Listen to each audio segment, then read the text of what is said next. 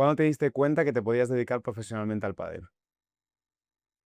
Vale, y profesionalmente, teniendo en cuenta que se puede vivir de ello económicamente, hace 3 años, porque el pádel pegó un boom después de la pandemia del COVID Okey. y empezó a generar muchos más ingresos. Entonces, empecé también a destacar en cuanto a resultados y dije: "Ay", yo estaba justo en ese momento haciendo la residencia de medicina Mm, y digo: "Jo, es que es que el pádel, está pegando mucho". mm. Entonces quise terminarlo y dedicarme profesionalmente y al 100% al pádel. ¿Fue el contexto, el hecho de ver que crecía el pádel, o fue también algo tuyo y querías apostar por ello y ver a dónde podías llegar? Yo creo que fue un poquito todo, porque coincidió en el tiempo. Ujú.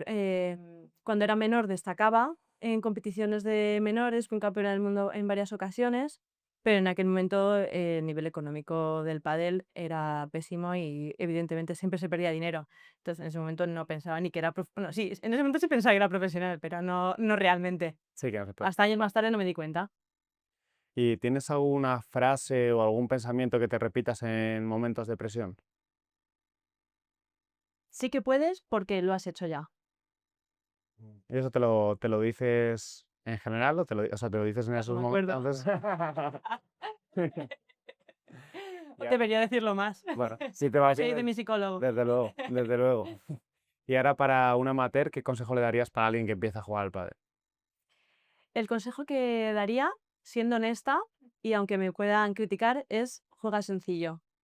Porque muchas veces vemos muchos vídeos, vemos jugadores profesionales jugando y queremos copiar antes cosas muy llamativas, hacer highlights, que hacer una derecha bien, un globo bien, un revés bien. Queremos enseguida rematar por tres, por ejemplo. Totalmente. Al final lo mejor es hacerlo simple y mucha gente lo primero que quiere aprender es el Claro, clave.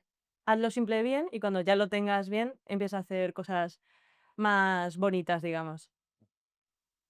¿Ya Gracias. está? Sí, fácil. Vale, que está bien, ¿no?